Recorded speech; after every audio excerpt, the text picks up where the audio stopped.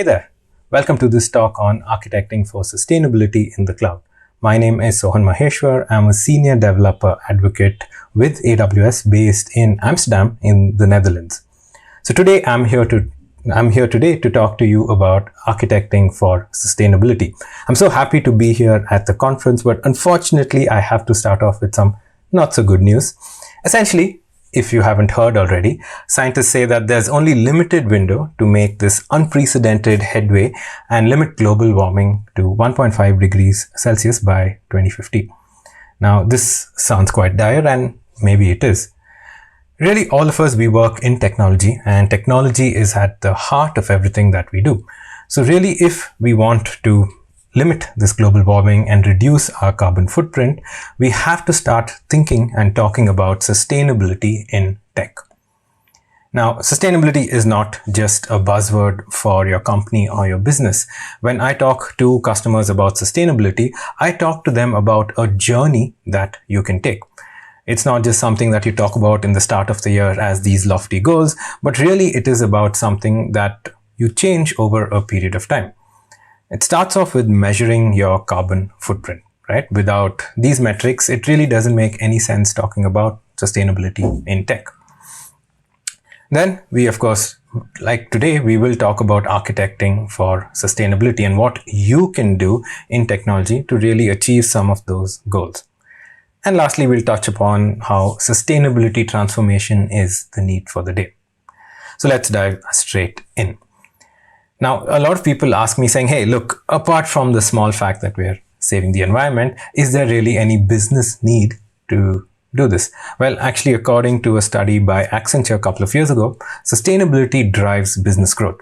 In fact, the study said that businesses that were at the intersection of digital technologies and sustainability actually saw a 2.5x growth or 2.5x outperformed their competition or their peers.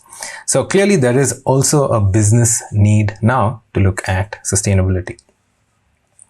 The question that I get asked the most, I think, is, hold on, all this is good. How do you actually calculate, the sustainability of my cloud workload or of, something running in a data center? Well, again, that is a talk in itself, but if I have to summarize it, it all depends on three scopes. Now, as you can see in the center of your screen, there's something called a backup generator and it says scope 1 there, right? So scope 1 essentially is fuel that's burnt at the source. So if you look at a traditional data center, you might have a backup generator where there is some fuel that's burnt. Now, on the left of your screen, you can actually see a mix of electricity sources like your power station, your wind farms, your power pylons. Now, those are scope 2 emissions, right? Where it's not burnt at the source, but it's being burnt somewhere else and you are actually using in this case, a power station or a wind farm, a source of electricity. And scope 3 on the right side of your screen is pretty much everything else that involves your supply chain. That could mean the construction of your building, but also things like delivering new equipment to the data center. So this is a traditional data center, and we've applied scope 1, 2, and 3 for this data center. And essentially that's how you would calculate the carbon footprint of a workload. Now, if you're in the cloud, well, congratulations, you are already more sustainable than using a data center. Congrats. Some studies have shown that there's an at least 80% reduction in energy usage by moving workloads to AWS specifically. So again, you're already more sustainable than a traditional enterprise data center. But again, we are here to talk about how we can get even more sustainable and how you can architect for sustainability.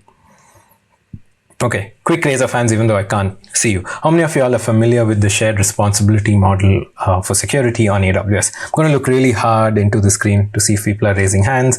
Well, I can't see you, but I'm sure most of you all are familiar.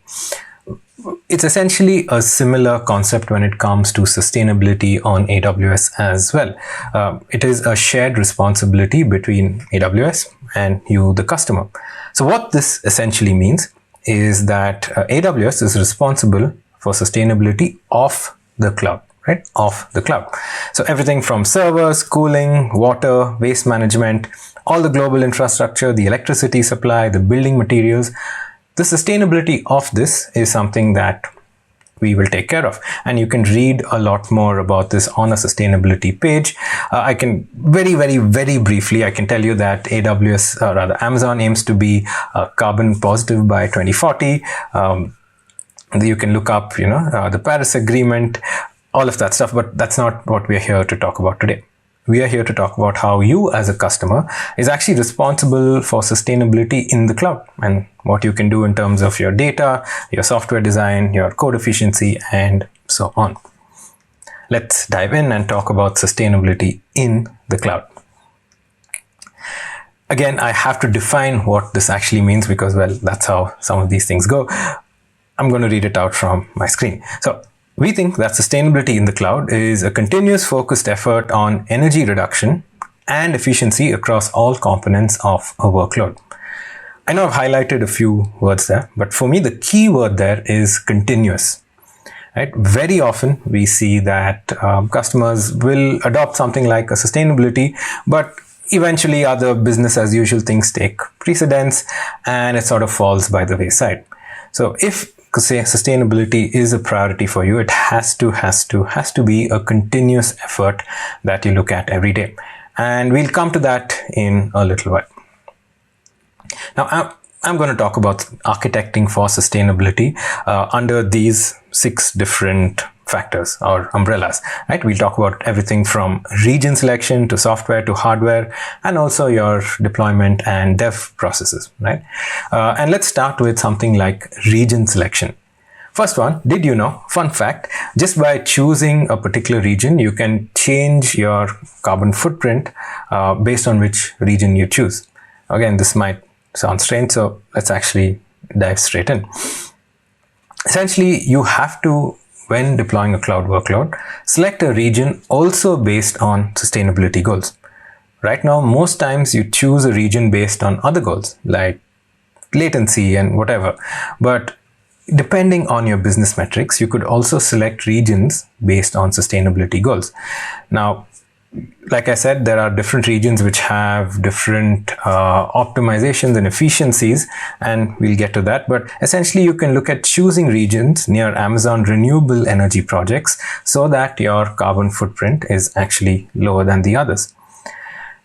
Typically, like I said, you might shortlist potential regions based on things like latency, cost, services and features, and maybe even compliance.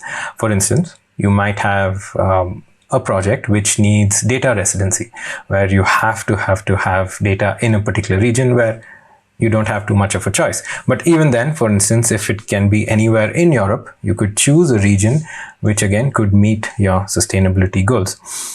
Essentially, choosing a region near an Amazon renewable energy project, or a region where the grid has a published carbon intensity that's lower than the others, makes sense.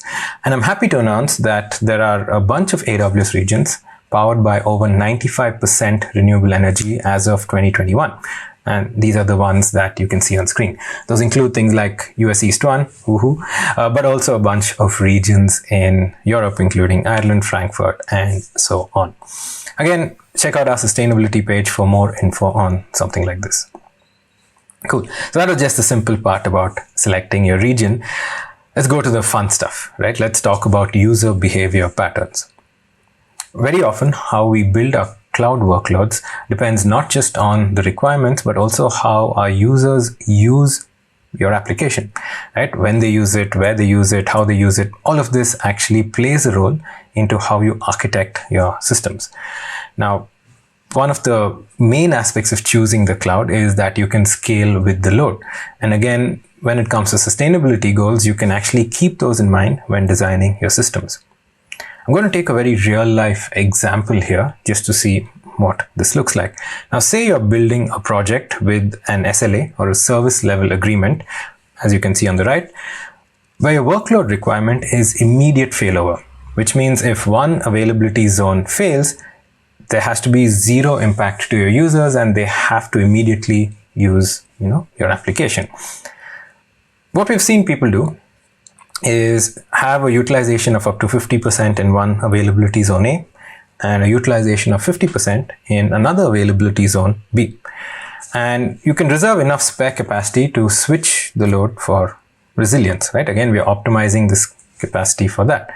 Now, suppose availability zone A goes down, you can switch all of that to availability zone B. Now, here's the thing though, oops, I should have not gone one slide. Okay, yeah. This basically means that you have not optimized your capacity really for sustainability, because your utilization is actually fairly low right now, right? Because your utilization in this previous example is only up to 50% in both availability zones. A good way of actually doing something like this is, when running in 3 zones where lesser reserve capacity is actually needed to switch the load. So in this case, your utilization is up to 2/3, and if availability zone A goes down, you can switch your workload to AZB and AZC as well. And this way you're optimizing your capacity and your utilization for sustainability. Now this works with multiple AZs as well. You can do a downscaling multiplier of 1.33x for scaling to handle an AZ outage. Again, you're running it in 4 availability zones. Availability zone A goes down, and this is actually what you can do. You're optimizing your capacity. Works for 5 as well. Again, literally the same thing.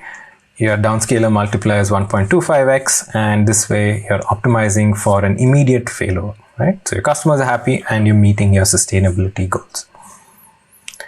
Now, similarly, what if you want to optimize resilience for sustainability? Last time we did utilization and capacity. Now we are optimizing resilience for sustainability.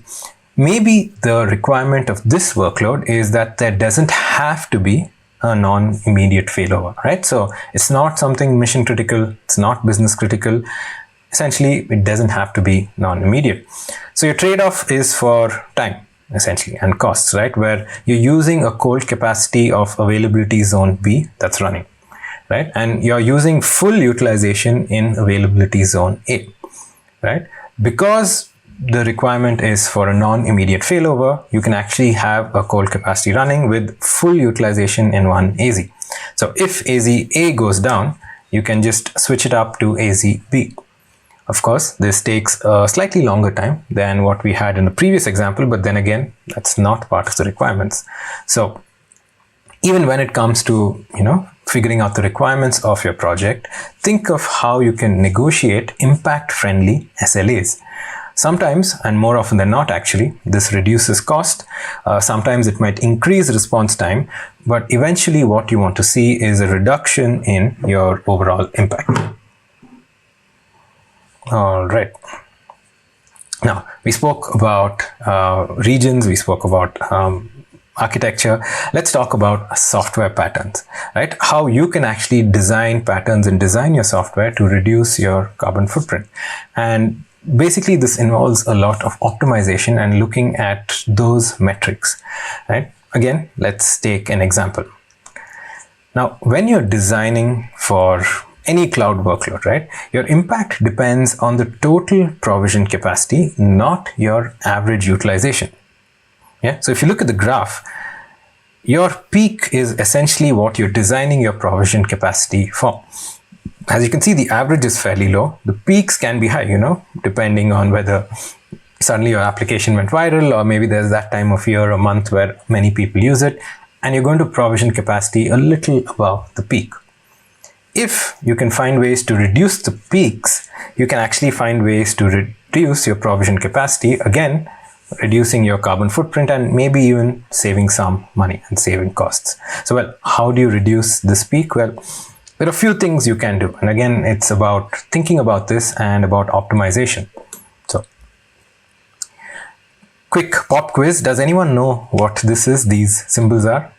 Yeah, you might have seen it somewhere represented. Well, this is a cron tab, right? We've all run cron jobs, I'm guessing, where you essentially run a scheduled automated job. And this particular cron tab runs at midnight every day. So here's the thing. So many people who are using the cloud just by default run their cron jobs at midnight every day. And then again, the cloud is a shared resource, right? There is virtualization that's happening. So lots of these synchronizations at the same time, it actually drives up peak workloads, right? And again, we don't want too many peaks because our provision capacity will be high. So a way to actually reduce those peaks is to not run these at peak time, right? It really drives up the total AWS capacity needed.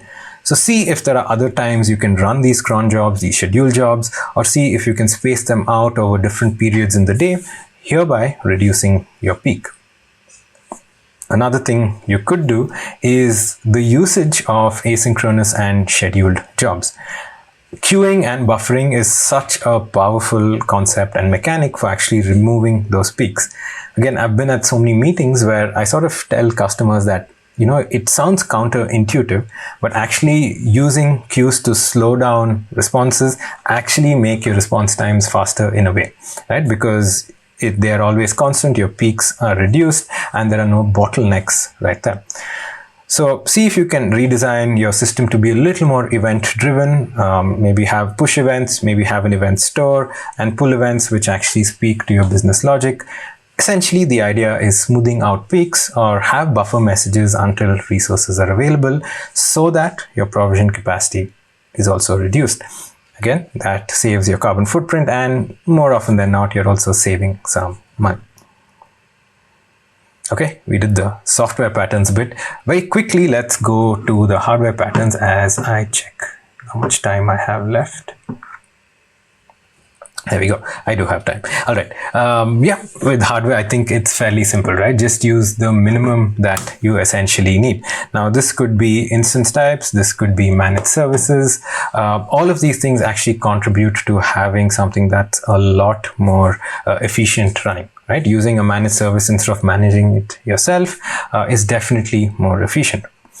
When it comes to hardware, I want to highlight something new in AWS, which you may or may not have heard of, which is the family of AWS Graviton processors. Now, these are silicon chips designed by AWS itself. And we recently announced the Graviton 3, which is a step up from the Graviton 2, which in itself was so much more efficient and cost optimal compared to the AMD and Intel chips that I'm sure a lot of people use. Now, these are custom AWS silicon with 64-bit ARM processors. And in fact, the third generation of AWS Graviton processors use 60%, up to 60% less energy for the same performance than comparable instances. So that is a significant amount of energy that's actually saved. Migrating from an existing instance to Graviton 3 is also a fairly straightforward task. There's a lot of code on GitHub and how-tos and guides and whatnot. So getting started is fairly simple. And in some cases, depending on your workload, it's pretty much just flicking a switch to move to Graviton 3. So if you think your workload is compatible, do check out the docs and make the shift, because you will be saving money and reducing your carbon footprint as well. All right, so let's talk about data. I don't think we can go with any talk right now in any tech conference without actually talking about data, right? So yeah, essentially we are talking about classification and also access and storage patterns of your data. Also, how you can remove and archive data that you don't really need. Yeah, every business organization out there is generating lots of data. So effective and efficient use of that data actually can go a long way down the road. First things first, most basic is that if you're using S3 or any other storage, have a lifecycle policy for your data.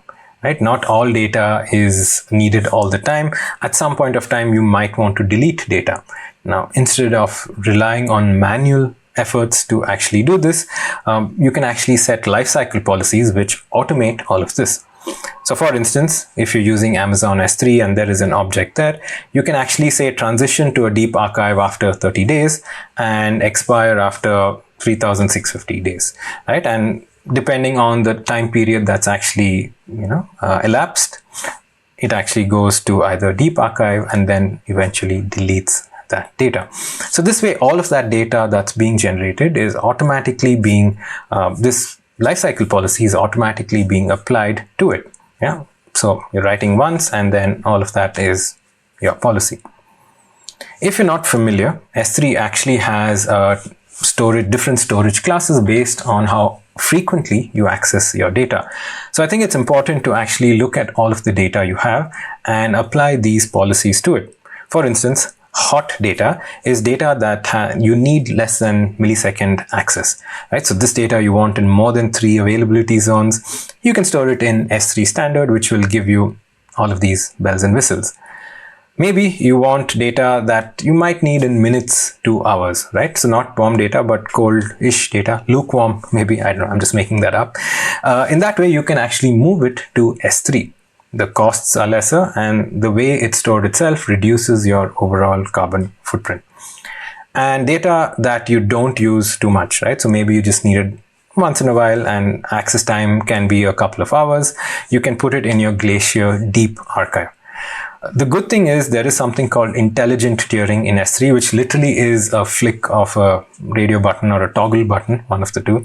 And it can apply all of these intelligent tiering to your data, which exists in your S3 bucket. So you don't have to rewrite ISE and all of that. You can just go ahead and hit that button. Intelligent tiering will take care of all of this. Also, we spoke about data storage, but how do you access data? And also, what about in what way do you store this data? Again, we have moved past that era of computing where you force fit everything into one version of a product that exists. In the past, for every database, we used, say, MySQL, but now there are so many purpose-built databases that you can actually use, right? So you can use things for block storage, for shared file system, object storage, IoT devices. Use purpose-built databases because they are inherently more efficient and inherently reduces your carbon footprint. Similarly, based on the data that you're storing, use the correct data format. For instance, if you have a lot of columnar data, you can use things like Parquet or Orc, which actually optimizes for data that's stored in columns. So again, don't force fit your data to fit into, old legacy databases or formats. Try and look at purpose-built databases or new data formats that are more efficient. Logs, we all generate a bunch of logs. We don't really think about optimizing this log storage though. Imagine a huge distributed application with millions of users. Just imagine the number of logs that are being generated. Sure, you can use data classification, data storage for it, but you can also optimize just your log storage. For instance, and I'm going to give you a very, very interesting example from Amazon itself. An internal service used a large number of logs stored to S3. The team switched the compression algorithm from standard to Z standard or ZSTD and actually saw that the compression ratio improved by 30% when they moved from gzip to ZSTD. You might think that, okay, 30%, yeah, whatever. That actually reduced storage by approximately 1 exabyte. I think there are about 18 zeros in an exabyte after the 1. So that's a very, very big hard disk. Right? So just optimizing how you store your logs and just switching the compression algorithm could make such a huge difference. It improved the compression ratio from 1:7 to 1:15. Right? That is pretty huge. So again, think about it. And lastly, we're going to talk about development and deployment, right? We all have our dev processes. We all have our deploy processes. I'm sure you're hearing a lot about it in today's conference as well, as you should. But again, we can apply sustainability to it.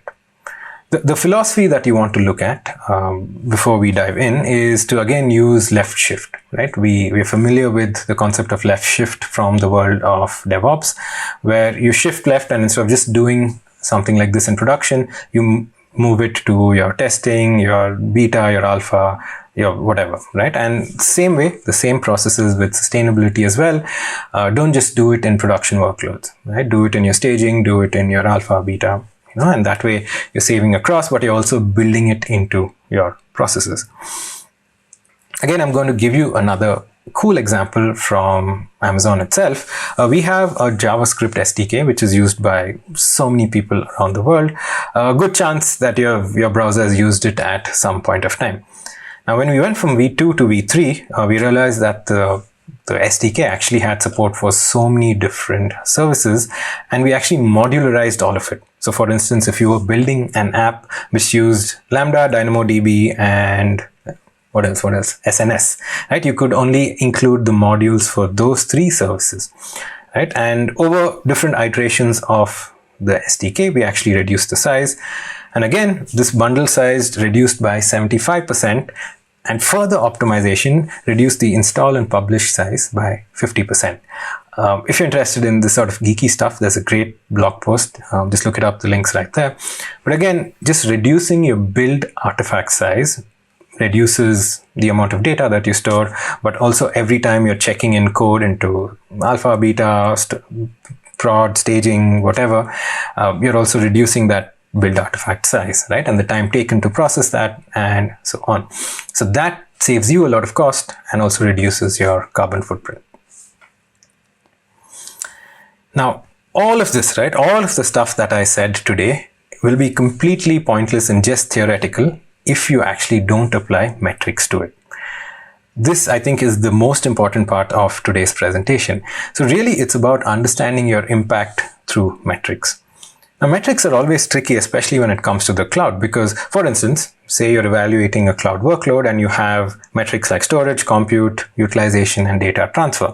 Sometimes one can work against the other, right? So do you spend a lot of time transferring data from one place to another, or do you spend a lot storing a lot of data in, say, one location? Similarly, do you move all of the compute to your users' devices, or do you cache that in the cloud and and increase your storage but reduce compute, for instance? These are calls that we have to take as, developers, technologists, product managers when building in the cloud. Similarly, sustainability is a requirement, right? And it is a non-functional requirement in the sense that it works similar to things like cost, quality of result, availability, and response time. So on one side, you have functional requirements like your resources, and on the other side, you have non-functional requirements like cost and response time and sustainability metrics. Now, sometimes these can work against each other. Something can drive up the cost but reduce, say, your carbon footprint. Sometimes both can be reduced. Sometimes availability can reduce, but your carbon footprint can decrease. So really, it's up to you when you're negotiating your SLAs, but also when you're reporting these metrics, to think of sustainability as an important non-functional metric and have it as part of your daily reporting. Again, quick question for everyone here, and I can see some of y'all now. How many people here are part of daily stand-ups, weekly calls, monthly reports, Scrum? All of us, yeah. How many of these do you actually discuss sustainability metrics? My guess is not too many, right? And therein actually lies the problem. So really look at how you can add these metrics into your day-to-day. Your goals for optimization and your mental model essentially should be to maximize utilization and maximize CPU efficiency via software design, the stuff that I told you about today. At the same time, you want to eliminate or minimize idle resources, data processing, and data storage. So this is the mental model you should use. And the way to think about resources is not just the number of resources consumed over a period of time. Say, for instance, if you're building a ride-hailing app or maybe an electric self-driving car, whatever, right? Something to do with cars. Instead of just looking at the total number of resources consumed, maybe calculate that per user or divided by the number of users, essentially resources by unit of work. Because this way you're normalizing this sustainability KPI to the number of users that your app actually has. So if the number of users are increasing and you're becoming more sustainable, you can get normalized metrics for the same thing. And I spoke so much about reducing carbon footprint and metrics and all of that, but how do you actually look at your carbon emissions? Well, here's the good news. If you've not seen your carbon emissions report yet, AWS launched a customer carbon footprint tool. I think it was a couple of reInvent months ago, 2021 perhaps, where you can actually get your emissions per service. You can be like EC2, there's 135 megatons of CO2, or S3 and whatever. You can get emissions per region, you can get your carbon emission summary, and you can also get some tips and tricks on actually lowering this. So if you look at these reports over a period of time, you can actually see if your carbon emissions are increasing, reducing, staying the same. And again, do this per unit of work. And it's not just the dev or the DevOps person that should do this. Really, every team should own sustainability goals. While as an architect or a dev, you can do the things that we spoke about today, right? Design for sustainability, optimize for efficiency. Your team lead, or if you are a team lead, you should be looking at reporting this carbon data to your customers and to your leadership and showing the incremental changes over a period of time. Because like I said, this also drives business growth for your business. If you're familiar with the AWS well-architected framework, where we have these pillars to see whether your workload is well architected or not, under the pillars of operational excellence, security, cost, etc., we announced the launch of the sustainability pillar as well. That's how important this is to Amazon Web Services. Again, if you haven't looked at the well-architected report, take a look at this questionnaire, which gives you a bunch of questions and options and for you to fill out, and gives you a report on whether you're well architected in terms of sustainability and what you can do to actually go towards being well architected. So yeah, check out the sustainability pillar of the well-architected framework. All right, a quick summary just in case. Again, it's a journey, right? So understand the terminology first and look at your carbon footprint. That's a good place to get started with, because any optimizations can be shown through that particular metric. Look at the well-architected sustainability pillar, and all of those tips and tricks that I gave you, all of this info is on YouTube and also on our sustainability page. But the most important thing is to report all of these metrics and see how this changes over a period of time. Right? If you don't report it in metrics and if this isn't part of the conversation, it's again going to fall by the wayside. Here's a call to action for all of us, right? I think over the past decade, we have done digital transformation, right? We have attended talks, we have done that in our companies. Really, this is the decade. The 2020s are the decade where digital transformation becomes sustainability transformation. Like I said, it's the need for the hour, and tech is at the heart of everything that we do. So we can actually start looking at ways we can be more sustainable using technology, because it's now time to measure, clean up, and decarbonize all of our products and operations. So call to action for all of you, my friends, is to just start the conversation. Right? I do this by talking at conferences and meetups and blogging about it, but start the conversation in your company, in your team, in your social media. See how your organization can use these metrics as part of your overall strategy, and what you can do to be part of the culture that looks at sustainability and looks at different objectives there. Again, there's a very helpful resource link down there so you can get started. I'm here for questions if you need, but you can also connect with me on LinkedIn and Twitter or wherever. I'd love to talk to you about sustainability and what y'all are doing and what y'all can do. Enjoy the rest of the conference. This has been great. Thank you so much. Bye. Hi, we're from Efico, the proud organizer of the DevOps conference. Our goal is to uncover cutting-edge talks, emerging ideas, and DevOps trends, providing a global forum for practitioners and decision-makers to learn and grow. We would love to also explore how we can help you excel in DevOps together.